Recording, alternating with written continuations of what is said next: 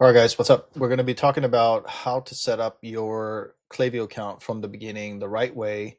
We're going to go over critical areas that you need to pay attention to. We're going to skip over some things in the account setup process because they're not critical for day one. They are important. We'll come back to them in other videos. Let's get into it.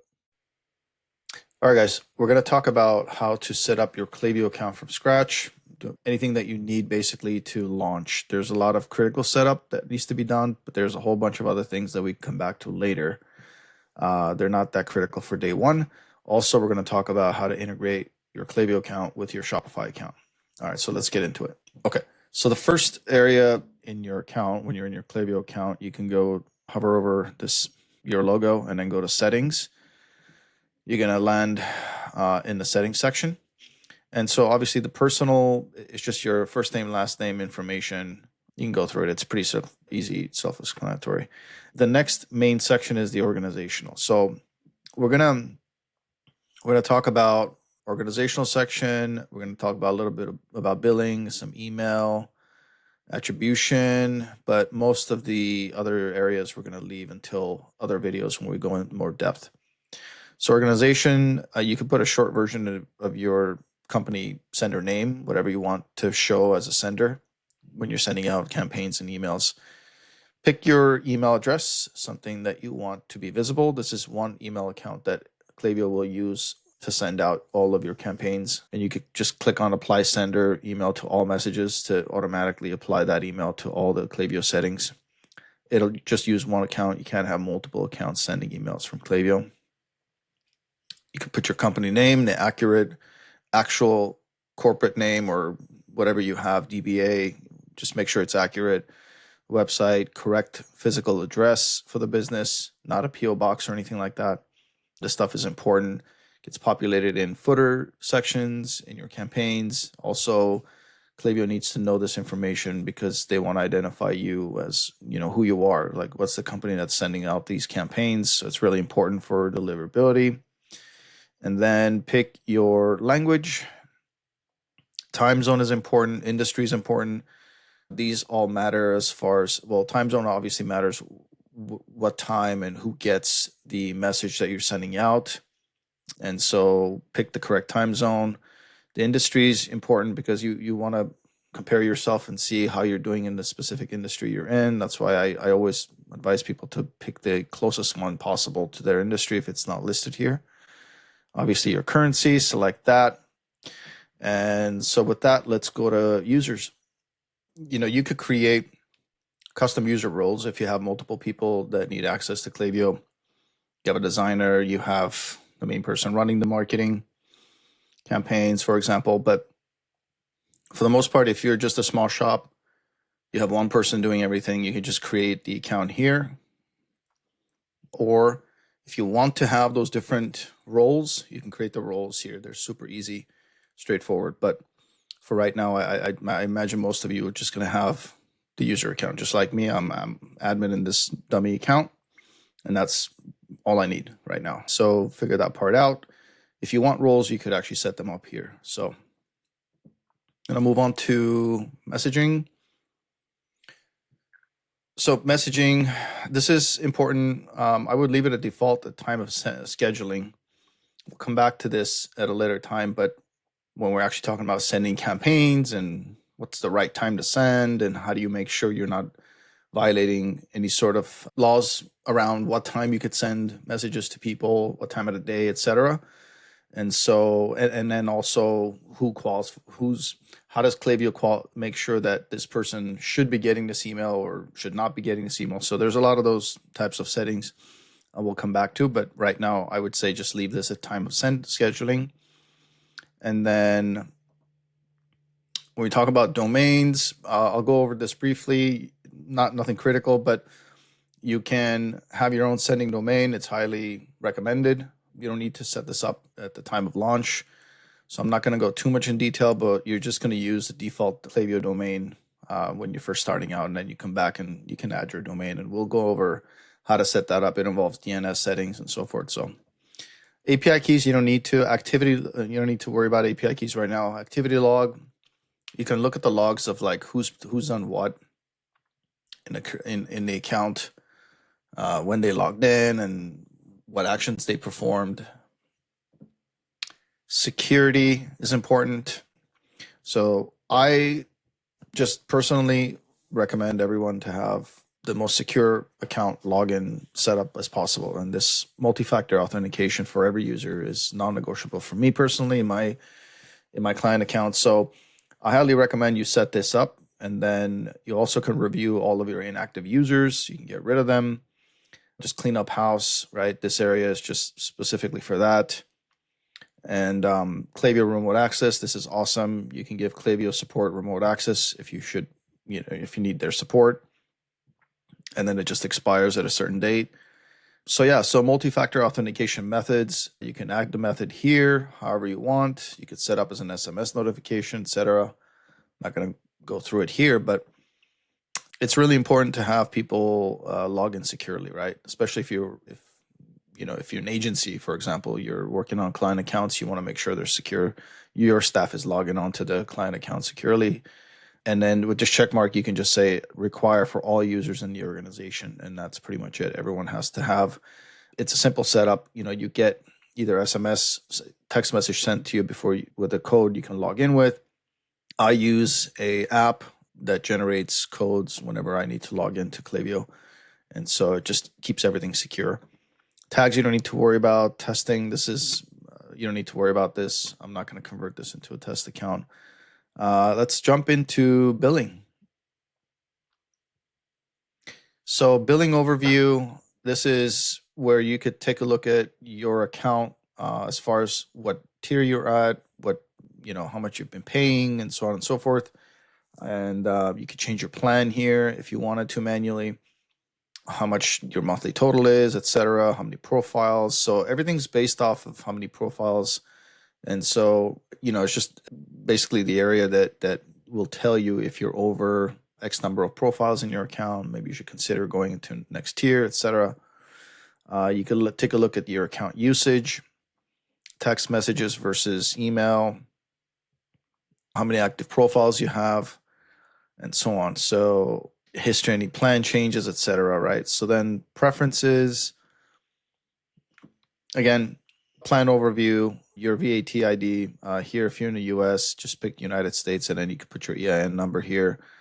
Billing address, billing organization name. You want to make sure you have that set up. And then the billing email should be separate from the sending. So right now I have this same hello email, which is not right. I should have something else like marketing or billing or whatever, AP. Set that up properly. But plan overview just shows you where you're at. Messages, you're still this is a free plan. It's a account that I'm just using for creating videos. And then payment history, obviously, you could just see all the invoices you paid out. Let's hop on to email real quick. Let me see. So sender information, this is a free account, so Klaviyo is going to put their branding on there. But once you're in an upgraded paid account, this won't be the case. Sender preferences, this is really important. I would keep this a default for now, and then research in your niche and industry and where you are. But typically 16-hour is the gap between each message that you send to customers, right? So you don't want to bombard them with campaigns constantly. So this controls that, so they're not overwhelmed with email campaigns that you're sending out. And then this obviously is ignoring transactional messages. So this is just marketing emails that we're controlling, but transactional messages could be sent basically as often as possible whenever they're ordering something or requesting information. We don't want to throttle that. You could put, subject prefix here if you want for the sending emails that are going out. I would leave this CSS optimization alone. I think that's it for this area. Let me see about tracking. So this is also, so this is important. So exclude bot clicks from reporting data. I would check that on, I would say. Email website tracking, turn this on. So you want to track anything email to website tracking. And the snippet will be installed on your site when you have the integration, which we'll talk about Shopify integration in a moment. And bottom of email content is by default. Minimizes impacted design. So if you select top of email, sometimes your template, your email campaign template becomes too large and Gmail clips it. So if you have a clipping problem in email where most of the information is not shown until you click on this little button that says show all details in a campaign, it's probably because of this setting. Come back to it and put bottom of email content, and that should solve the problem. All right, let's go to, let me see, attribution. Okay, let's talk about attribution real quick. So emails sent out and text messages sent out campaign-wise. So email, if they open the email and 5 days after and then clicked on anything in the campaign via email, we track 5 days and attribute that conversion to your campaign. Same thing, text messages delivered and then 12 hours thereafter and then clicked for 5 days. We attribute the conversion to the text message campaign that you sent out. When I say we, Klaviyo. And then tracking and reporting data, you want to check these and exclude transaction messages from the attribution data because we want to measure the marketing campaigns, not the transactional emails we're sending. Same thing here. We want to exclude bot interactions from clicked email, exclude bot interaction from clicked text messages. I would also check this because this isn't very reliable anymore. So I want to kind of exclude all of this stuff from the marketing campaigns that we're sending out and see the most accurate attribution possible. Okay, so there's not a whole lot. I need to save that. So besides all of this, I think all the other settings that are out there here, data, monitors, WhatsApp, Instagram, web chat, all this will come later. So with that, just go through these settings in your own account, make sure they're set up properly, and you're good to go as far as launch, okay?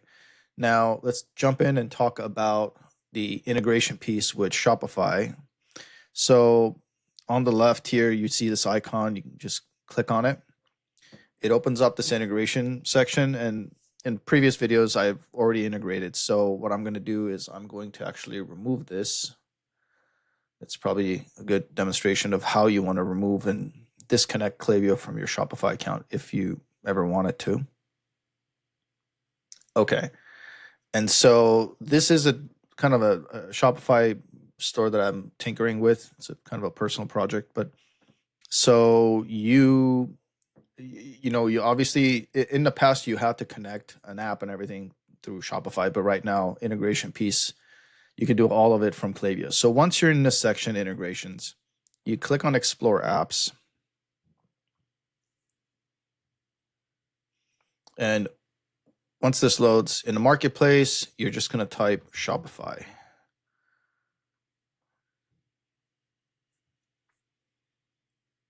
Okay. And I've integrated it before. So yeah, so now I disconnected it. So you click on Install. And this process also will install any of the snippets and tracking and all that stuff that needs to happen on Shopify store. So now you need the store URL. Now, what is this URL? You can come into your settings, Shopify settings. You can go to domains.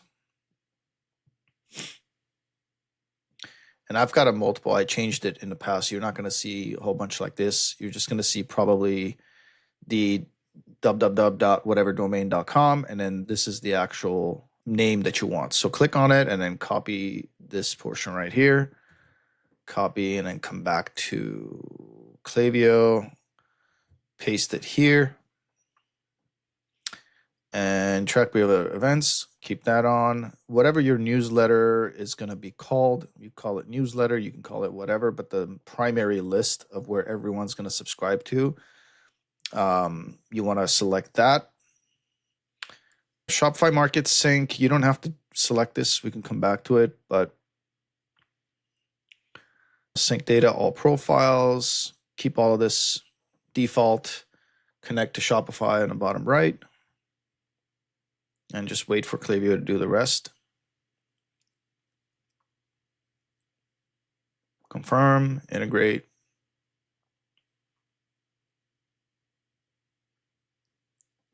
Still ticking away here.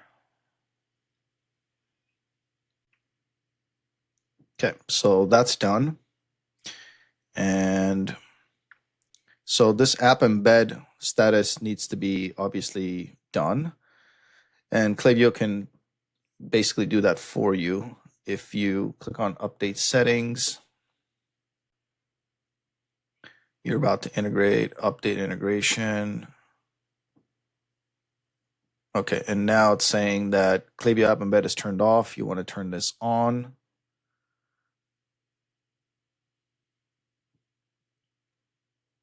I'll show you where that, on Shopify side of things, where that goes.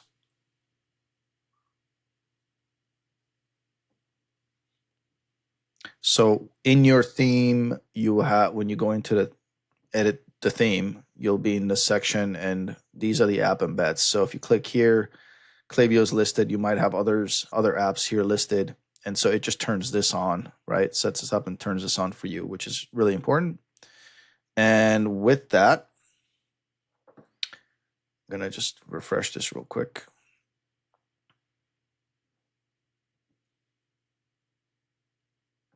So Shopify enabled,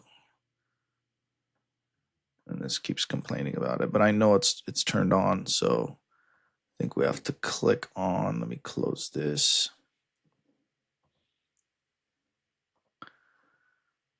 Save. That's probably what it is. I forgot to save there.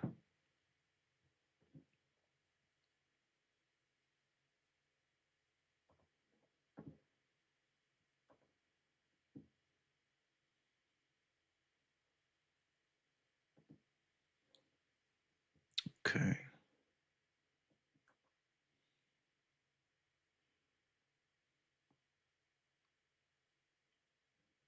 me try this one more time, because I had originally set this up and then I had to disconnect as I showed. But when you're doing this the first time around, it's not going to keep asking you to turn this on. Yeah, so integrations. Okay, so the way to verify if your Shopify and Klaviyo integration is good, you can come back and take a look at this. So if this is enabled, just like this, you're golden, you're set, you're ready to go. Another thing to do after that is, once this is enabled, you can go to your website, you can browse, you could add things to cart, go to the checkout page, put your email and all that stuff, and then come back to Klaviyo and just verify that you have all the triggers that should have been fired to collect the information about your profile. You should see that in Klaviyo as well. If you come back to Klaviyo from the left, audience, let me see, come on, profiles. Right, so you should see like your information here, and you can click on it and just see that it collected the data based upon what actions you took on the website. All right, one more area that I want to cover before we wrap up the video is about lists and segments and the difference between the two. So you could have multiple segments, and segments are based off of your primary list. So in our setup, the way we set up things for customers is like we have one primary list of subscribers, and then based on various different criteria, we create segments buckets, let's just call them, that each subscriber can be part of or in. So you have one primary, and when you go to back at Klaviyo, you come to audience and click on lists and segments here. You can filter by, let's just say, lists, right?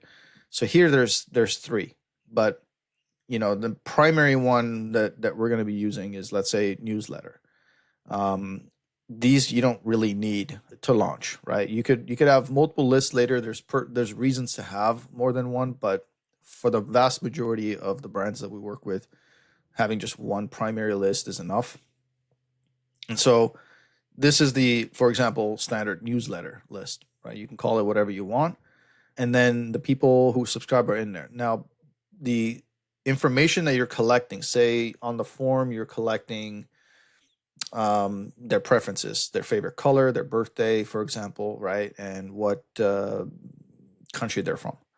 So you could create segments based off of that data.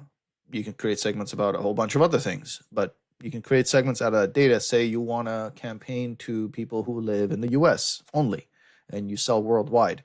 You could have a customer segment based off of the newsletter list that is only people who live in the US, for example. You could have people who like the color red, or a segment out of that. So whenever you're campaigning about products that you just came up with something that's a red shirt or whatever, you campaign and you send that campaign to that specific segment, right? So segments allow you to target your list in a way that is important to your subscriber. In a sports world, if I'm a soccer fan and my favorite team is Barcelona, and I hate Real Madrid, right? And so you don't want to send me products that just came, like the latest Real Madrid jerseys, right? I'm not going to care. I'm probably going to get upset. Maybe not, but I'm not going to care. I'm not going to open it. I'm not going to click. I'm not going to interact. If you send me Barcelona jerseys, I'll click, I'll look at it. I might actually buy one, right? So you want to improve your deliverability by targeting specifically in ways that could pertain to your customer base, your segments. So you could have a VIP segment, people who have purchased from you a lot. You could have a segment of people who are not purchasing anything at all. They're just coming to your site and they're just bouncing, right? So you want to segment them out so you don't keep marketing to them. You want to market to those group of people who have never bought from you differently. You want to have a different strategy around that to get them to become a first-time customer, right? So these are different segments. So segments and lists, two different things. They go hand in hand. They're important, very important. You should definitely have a whole bunch of segments: 30-day, 60-day, 90-day, VIP, churn, risk of being in a churn, and so on, so that you could properly target your campaigns. It's super easy to create. Like if you come here and you say you want to create a list or a segment, you create, say you want to create a segment. And this is, when you have data initially, it would be great to have that, because without it, it's kind of hard. But these are the conditions, right? Let me move myself down here. Properties about someone, obviously can receive marketing, but what they've done and not done, proximity, if they're in a list or not, if they're in the UA, European Union. And so it gets really granular.